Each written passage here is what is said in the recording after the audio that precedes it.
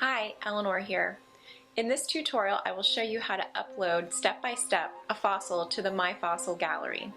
If you have any questions, any feedback, or problems, please document them using the Send Feedback widget in the bottom right-hand corner of your screen.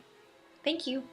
Okay, so we have logged in and we're on the announcements homepage. I've logged in using my credentials. You'll need to do the same for yours. And since we're going to be uploading a fossil today, you're going to go to the fossils link up here at the top and click that. And we're going to be creating a new fossil, so you want to click the Create New Fossil button over here. That's going to take you to a new fossil page that has a bunch of blank information, which you'll be filling out in a second. But what I would recommend that you first do is go ahead and click on the Images tab, and that's going to allow you to upload images of your fossil. So when you click the Upload Images button, that's going to bring up a little window here, and then you can select your photos. And so I'm going to go ahead and select that one, and it'll give you a little progress bar.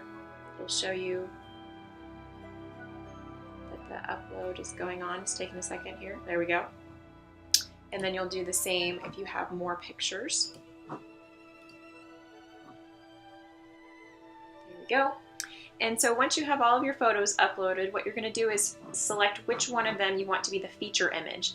And when I say feature image, what I mean is that it's going to be the picture that shows up next to the fossil number. So in this case, I'm going to select this one to be the feature image.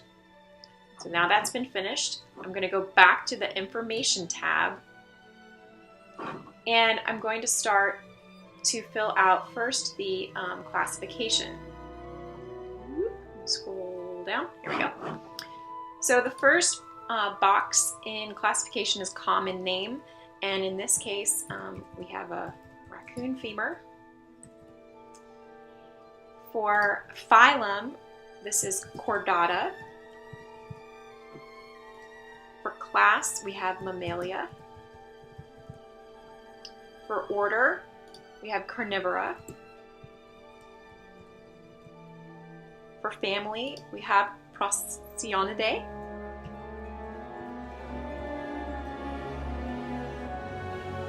And for genus, we have Procyon. I don't know the species. There are several subspecies of raccoon, and so I'm just going to leave that blank. Make sure after you've gone through and filled out this information that you always hit save. And that will keep it from being erased.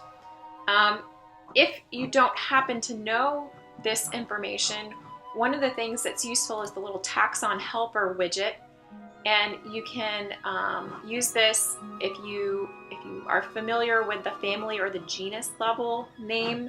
You can type that information in here. So for instance, if I do Procyonidae and I clicked that, then it would auto-populate everything up above it. So if you happen to know this information, then you can automatically figure out the rest of it by using the taxon widget. Okay, so moving on down. There is a dimensions section right here. I don't happen to know those off the top of my head, so I'm going to leave them blank for now. I'll come back and do that later.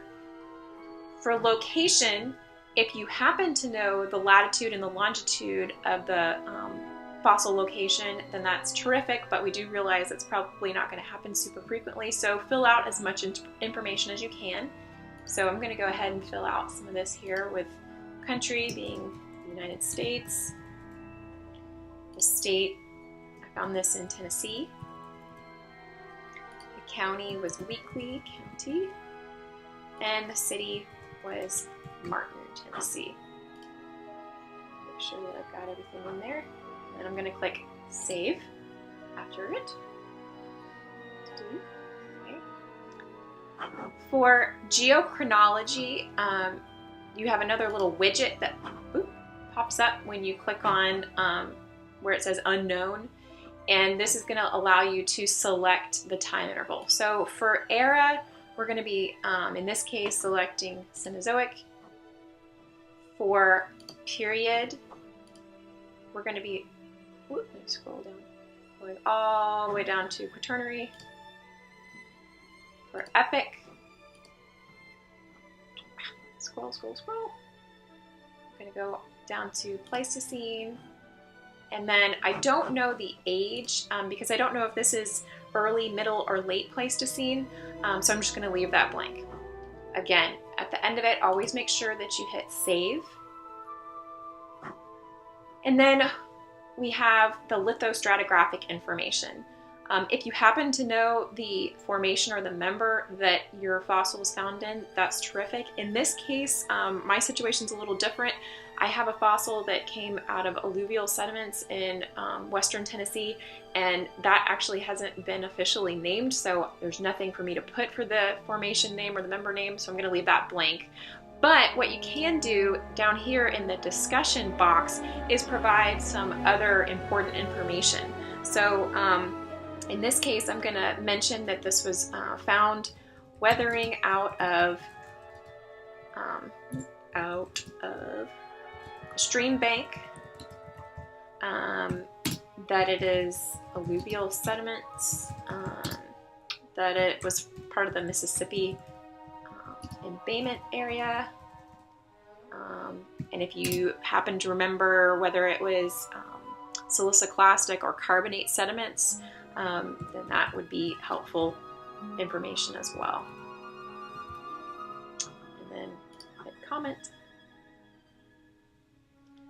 And so this will enable people to reply back and start a conversation. And if you're asking for help with identification, this would be a good place to do that. So there's a lot of good opportunities here to start discussions on different aspects of your fossil if you need to do that.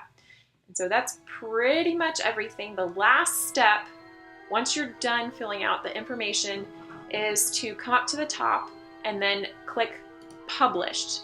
And what this does is allow your fossil to become part of the fossil gallery. So now if you go back to the fossils button, it will show up in the list of all the fossils. If you do not click Published, then it's going to be hidden away just in your personal fossil collection, and nobody else will get to see it, and that's no fun. So unless you have a reason to keep it private, please do try to remember to publish them to the fossil gallery. So I hope that you have found this tutorial helpful, and if you have any questions or feedback, please don't forget you can use the send feedback button down here, and have fun. Thanks.